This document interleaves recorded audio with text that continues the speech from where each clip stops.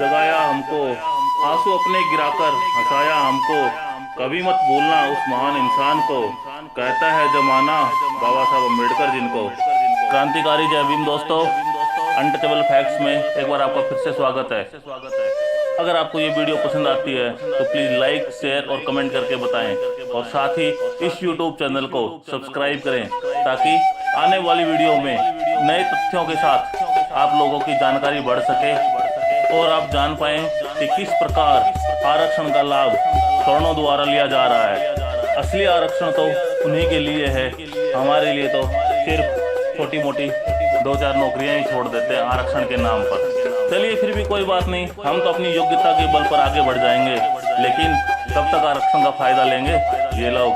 दोस्तों, आज का हमारा टॉपिक रहेगा डॉक्टर वर्सेज भगवान वर्सेज योग्यता।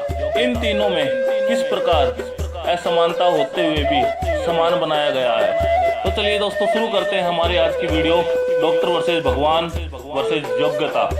आज इस वीडियो में दिलीप कुमार वर्सेज उत्तर प्रदेश सरकार AIR 1173 इलाहाबाद हाईकोर्ट के मुकदमा नंबर 512 की विवेचना आपके सामने प्रस्तुत कर रहा हूं, जिसे जरा दिल थाम कर सुनिएगा और देखिएगा कि किस प्रकार इस मुकदमे में सवर्णों के आरक्षण की पोल खोली गई है, लेकिन फिर भी सब कुछ गलत होते हुए भी फैसला हमारे हक में नहीं आया।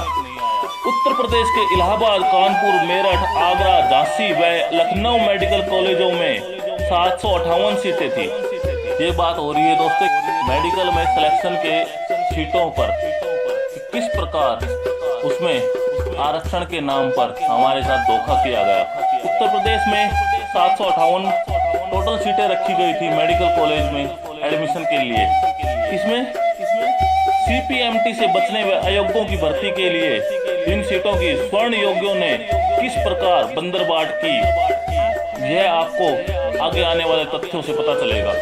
758 सीटों में 20% 146 सीटें स्वर्ण महिलाओं को, 12% 23 सीटें ग्रामीण क्षेत्रों के स्वर्णों को, 3% 23 सीटें उत्तराखंड के स्वर्णों को, 10% सिर्फ 23 सीटें शहर व देहात के अनुसूचित जाति के पुरुष व महिला दोनों को।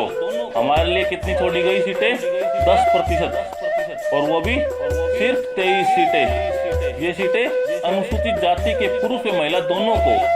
1% अनुसूचित जनजाति यानी कोई सीट नहीं, तथा 13% 26 सीटें भारत सरकार के प्रतिनिधियों सवर्णों को आरक्षित करके भरी गई।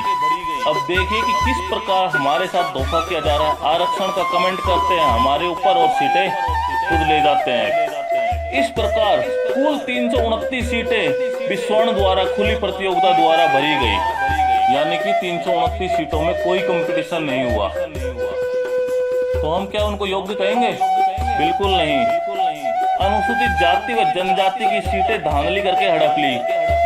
अनुसूचित जाति 18% व अनुसूचित जनजाति को मिलाकर उनकी 151 सीटें बनती थी, परंतु आरक्षित की गई मात्र 23 सीटें, तथा अनुसूचित जनजाति को भी सीट आरक्षित नहीं की गई।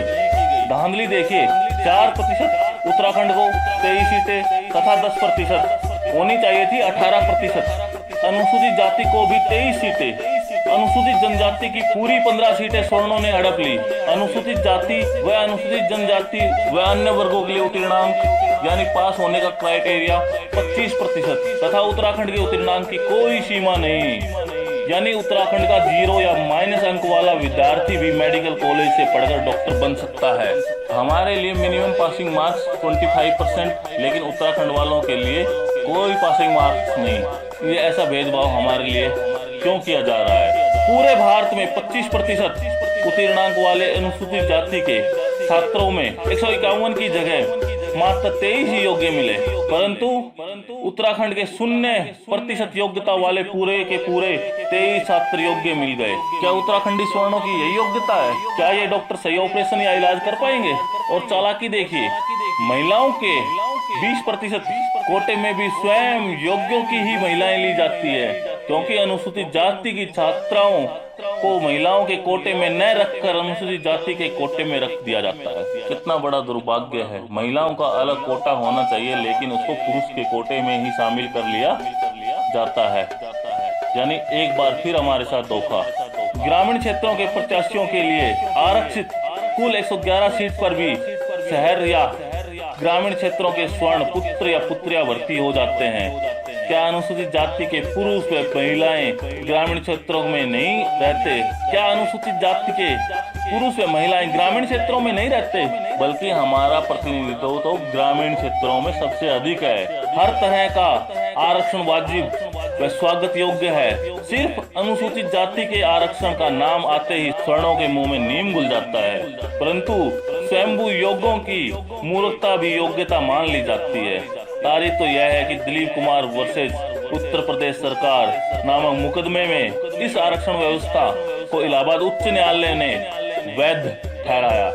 यह भी न्याय व्यवस्था की योग्यता व निष्पक्षता का नायाब नमूना है। जहां तक मेरी जानकारी है, उत्तर प्रदेश के मेडिकल कॉलेजों में अनुसूचित जाति का एक भी लेक्चरर नहीं है। क्यों? हमें योग्यता नहीं है। हमें योग्यता है, लेकिन हमारी योग्यता को दबाया जाता है। योग्य अभ्यर्थियों को मौका नहीं दिया जाता। कोई अपने बल पर आगे निकल जाए तो उसको आगे बढ़ने नहीं दिया जाता। परंतु यह कैसे संभव है कि इन योग्य प्रोफेसरों के पुत्रवधू, भाई व भाई की पत्नी, पुत्री, दामाद, बहन, बहनोई, भतीजे, भतीजी सब लेक्चरर, रीडर या प्रोफेसर बन गए? क्या एक ही परिवार के सभी लोग योग्य कैसे हो सकते हैं? ये तो आज तक किसी ने समझा ही नहीं। अगर समझा है तो उसकी आवाज को दबाया जाता है। क्या ब्रह्मा जी ने इन्हीं को योग्य बनाया है? अब एक बार आपको ऐसा वाक्य बता रहा हूँ। जब प्रोफेसर रामनाथ जी, जो कि एक कुलपति भी रह चुके हैं, वो हेल्थ अस्पताल के ऑपरेशन थिएटर के सामने खड़े थे। वहाँ के मेडिकल छात्र व छात्राएं निकल रहे थे। इनको देखकर उनके पास खड़े एक सज्जन कह रहे थे, इनमें साले आरक्षण वाले भी विद्यार्थी होंगे। शायद उनका यही कहना था कि मेरे योग्य विद्यार्थियों के सामने आरक्षण वाले विद्यार्थी अयोग्य, जाहिल व गंवार होते हैं। परंतु है इसका ठीक उल्टा। अगर दोस्तों ये फैक्ट आपको अच्छे लगे तो प्लीज कमेंट करके बताएं, और साथ ही अनटचेबल फैक्ट्स यूट्यूब चैनल को सब्सक्राइब करना ना भूलें, ताकि नए नए फैक्ट्स आप लोगों तक पहुंच सके।